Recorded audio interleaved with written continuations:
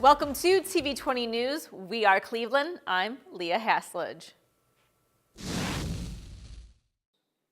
Cadets, now police officers, welcome. You made it. You made it.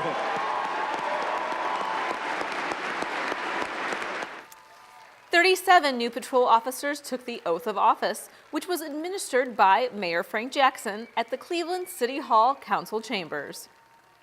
Mayor Jackson expressed his appreciation to the new officers. I want to particularly congratulate all the cadets. I know you put in a lot of hard work, but most of all, I want to thank you. Thank you for your willingness to serve. Every graduation, I say the same thing, and that is that public service is an honorable profession, but it's not made for everyone. But those who do it and do it right have the greatest opportunity to impact the lives of individuals, families, and community. And you're now a public servant. Council President Kevin Kelly and Councilman Matt Zone, who chairs the Safety Committee, also spoke of their appreciation of the new cadets and shared their take on the new class. And you have signed up to take on a role that is going to make this city better. And for that, I want to thank you, and I want to thank your families for the sacrifice that you have made and that you will make going forward to be involved in this extremely important profession for our civic life. I've been on council 17 years, and in the past 2 years, I've never seen more cadets be sworn into office than I have in the past 2 years, and we're not done yet. You are the future of our police department. One day, somebody sitting right here in this academy class is going to be sitting in this chair right here and will be leading this department. And leaders lead. Now, at a time more than ever, do we need strong leadership.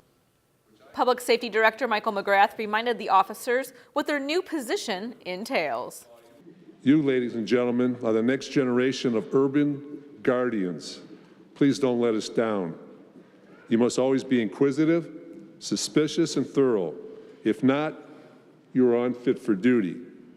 The first line of safety for the community lies with you. It's a fine, fine walk that you walk. Police Chief Calvin Williams says while he appreciates getting accolades, it's the officers that deserve the praise. You know, I get a lot of accolades, and when I'm out at Walmart or at Target or at Applebee's or something, I get people coming up to me and saying, "Hey, Chief, you're doing a great job." Well, I don't do it. I mean, the guys and girls that wear this blue uniform and wear the white shirts out there as bosses, they're the ones that do a good job for this city, a great job for this city. And when you're giving me that accolade, you know, my response is go and thank an officer that you see out there driving that black car, wearing that blue uniform, because they're the ones day in, day out, put their lives on the line to make sure that this city is safe. So do that for me. To help the thousands of people that are homeless in our community, the volunteer organization Hands On Northeast Ohio held their 28th annual homeless stand down at Cleveland Public Hall. I think it's done so that we can bring everyone together to know, especially from the provider standpoint, they can access as many homeless people that will come through the venue in one day, and then also for the guests that come, they know that it's just, even though it's one day of services, they can continue to get this help throughout the year. Steve Willinger, who is the board chair for Hands On Northeast Ohio, says he's not surprised the event has been going on for almost 30 years. You know, what's shocking is that the problem of homelessness and lack of food and lack of clothing just is so persistent that we have to deal with it year after year, and that there are still homeless shelters. It would be nice at some point if there was some kind of real governmental policy that addressed this very important issue. Those in attendance received free clothes and shoes, haircuts, health screenings, and a hot meal. There's a lot of help that's needed, and the thing that they are given right now in the time of need that people like me is going through will definitely be happy to have it. Oh, it's really great. It's really great because a lot of people really need it. And especially this time of year when it gets really cold, they really need it. And it's a big help. The hundreds of volunteers that participate at the event enjoy helping and giving back to our community. it's always a good feeling to give back to the community. I feel that I can do everything I can do at home, and then I can lend more time to people who actually is struggling a little bit. So it's a gratitude to me to do that. And that's really the basis of what Hands On Northeast Ohio does. We are a volunteer organization. Our biggest constituents and our capital are volunteers. And so that's big. And then we've got volunteers here from many other organizations, as you can tell. It's very important to us to be able to provide volunteers for meaningful experiences, and this is just one example of that. Our city tends to do a good job, Cleveland, of coming together and bringing nonprofits together. So in order to continue to serve people, we try to run it a little more efficiently every year and streamline things and bring in new providers, and this year's been a great success with all the people out here on the floor helping the guests today. The Intercontinental Hotel and Conference Center was the host site once again for the Cleveland Clinic's 2019 Martin Luther King Jr. Day of Celebration, community breakfast, and program. Mayor Frank Jackson, Council President Kevin Kelly, Councilman Blaine Griffin, Cuyahoga County Executive Armand Budish, and hundreds of guests gathered in the hotel ballroom to celebrate Dr. King's life and legacy, with performances from Voices of Praise Gospel Choir from Baldwin Wallace University, remarks from Reverend Dr. Amy Green, Reverend Dr. David Cobb Jr., and more. Every year we come together because of the Reverend Dr. Martin Luther King. As a minister of the gospel, I'm always honored to join other community and interfaith leaders in prayer around the fellowship breakfast and inspirational speakers. It's always been one of my favorite days of the year, and I pray that we would always take time to remember the faith that the dark past taught us and the hope that the present has brought us. The Dr. Martin Luther King Jr. Community Service Awards were presented at the 39th Annual Cleveland Orchestra Concert, celebrating the life and legacy of Dr. King. Mayor Frank Jackson, Cleveland City Councilman Kevin Conwell, and Cuyahoga County Councilwoman Yvonne Conwell were on hand to present the awards to this year's winners, the Positive Education Program, Kayla Thomas, and Reverend Dr. E.T. Cavanis for their positive impact that they've made in our community. Following the awards ceremony, the Cleveland Orchestra performed a free concert for the sold-out crowd.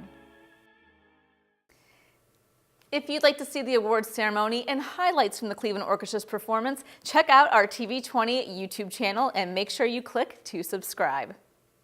Well, Clevelanders are going to have a more affordable way to head oceanside. Allegiant Air recently announced the addition of 2 new service destinations through Cleveland Hopkins International Airport. We're announcing Charleston, South Carolina, and Norfolk, Virginia Beach area fares as low as $38, and both of those are going to start in early June. Allegiant is a low-cost airline that offers round-trip service to 12 destinations out of Cleveland. Now Clevelanders can fly to the coast for a mere $40, and Airport Director Robert Kennedy couldn't be happier. Cleveland is a great place to be. So not only going to Charleston and Norfolk for all of those attractions, but it's coming to Cleveland for all that we offer. We are a world-class city offering world-class entertainment, food, and cultural events. Our brand is we are friendly, we are affordable, and so we're excited, people from Cleveland can go to Charleston, Norfolk, but people from Norfolk and Charleston come see what Cleveland has to offer, and it's a beautiful city and there's so much to do here. Jennifer Vlensick shares Kramer's sentiments. She is the Vice President of Partnerships at Destination Cleveland. So when opportunities like this exist, where we have the chance to bring people in from new cities or expand it into easily and affordable places to get into Cleveland, it means it gives us at Destination Cleveland the chance to go ahead, showcase the city to them, show them firsthand what Cleveland has to offer, and help change perceptions, which turns into positive word of mouth for more and more visitors to come into the city. Allegiant service to Norfolk, Virginia and Charleston, South Carolina takes flight this June. We'll be right back with more TV20 News. Your girls have been with you through every moment of your life. They were with you when you felt unbreakable, and with you when you had your heart broken. They were with you when you shared your love with the world, and with you when she became your world. They're still with you right now. But how well do you know them? It takes less than 1 minute to find out if you may have prediabetes. You can do it here. But you probably won't. You're busy. Kids, work, show coming back in 48 seconds. So let's do this now. Hold up one finger if you're a man, women, 0. 3 more fingers if you're over 60, 2 over 50, 1 over 40. If you're not sure, keep in mind you're sitting on a couch right now, so 1 more finger if you're not very active. 1 finger if yes, 0 if no. 1 yes, 0 no. Next, find the body type that looks most like you and hold up that many fingers while I look around awkwardly. And that's it. If you're holding up 5 fingers or more, you probably have prediabetes. Sorry to be so blunt, but hey, you're busy. Just go to the site.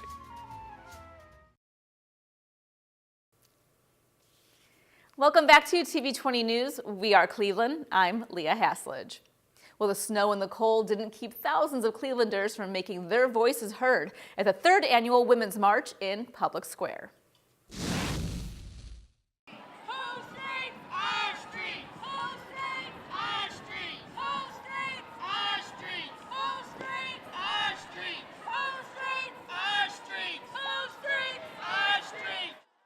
We asked event co-coordinator Sunny Matthews what the main objective is for the march. Our whole goal is to lift up the fact that women have voice and power, women's rights are important, civil rights are important, and that we all have a duty to look after each other. Every time we do this, I feel ready to take on another year.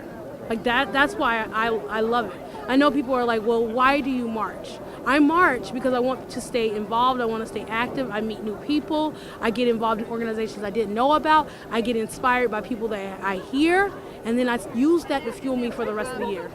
Mayor Frank Jackson and Ward 5 Councilwoman Phyllis Cleveland took to the stage and encouraged the crowd in their efforts. It's not the challenge that matters, it is how you deal with it. It is how you engage it.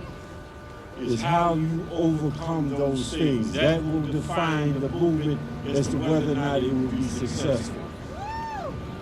The differences between the different philosophies associated with the women's movement is nothing but a red herring. There has to be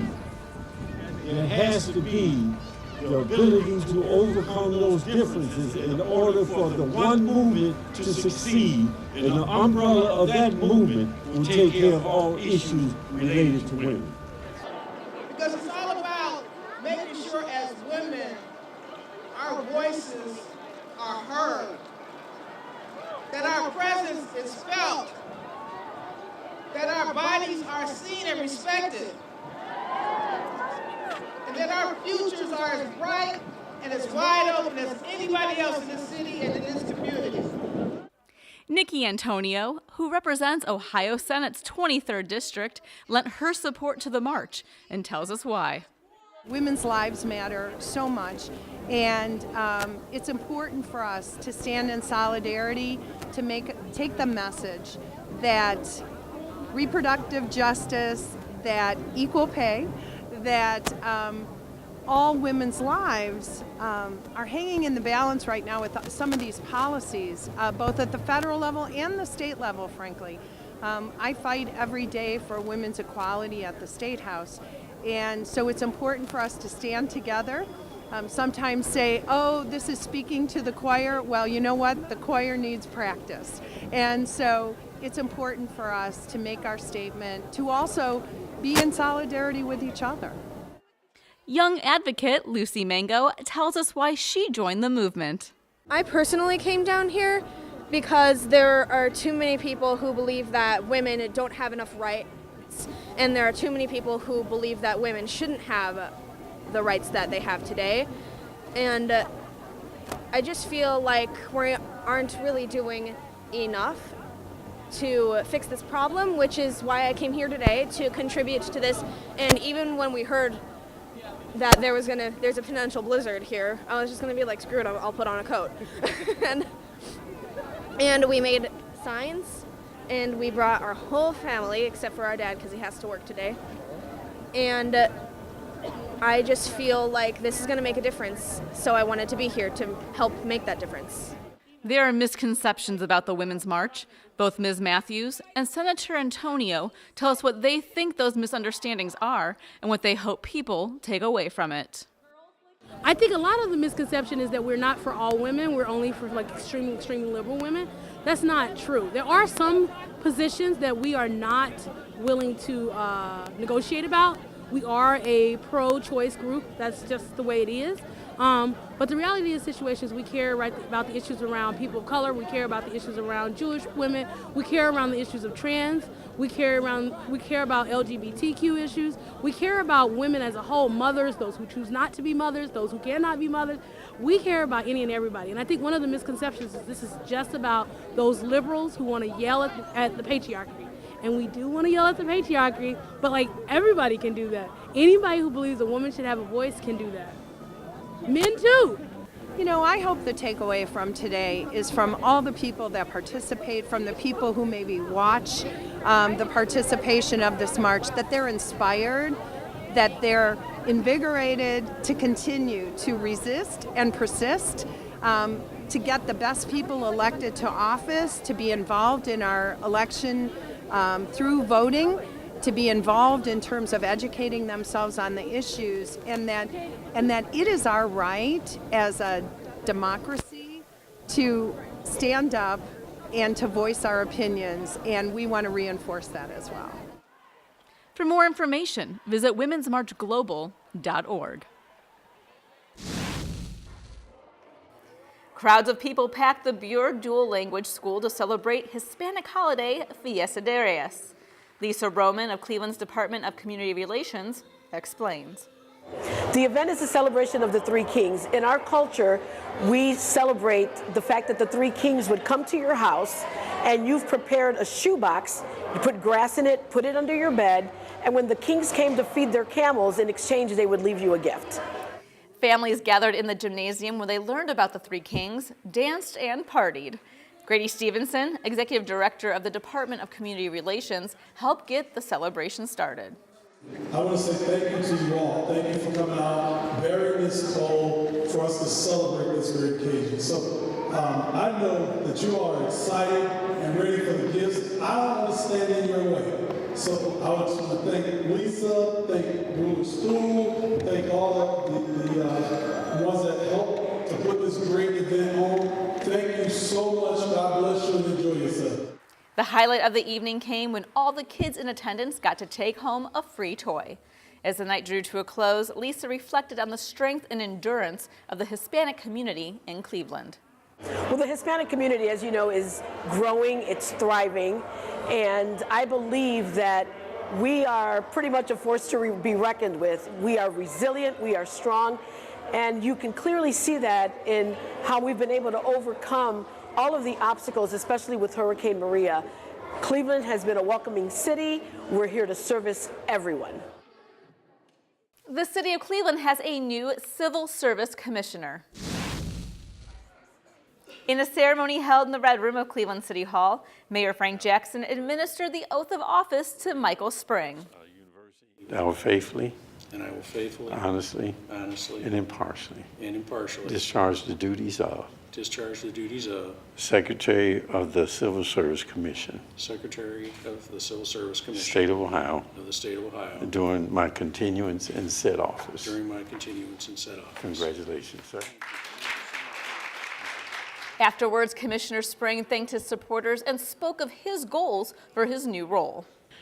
Working in coordination with Human Resources, we continue to improve the culture for hiring, developing, and retaining employees, finding and implementing new and creative ways to address old problems continues to be essential. Only in that way are we able to do our part to make Cleveland a greater city, because while what we do may be important and vital, it's only because it helps the administration deliver services and support to our residents. That's all for your TV20 news. We are Cleveland. I'm Leah Haslage. Don't forget to check us out on Facebook and Twitter and subscribe to our TV20 YouTube channel. Up next is Christian Patterson with the Inside Sports Report.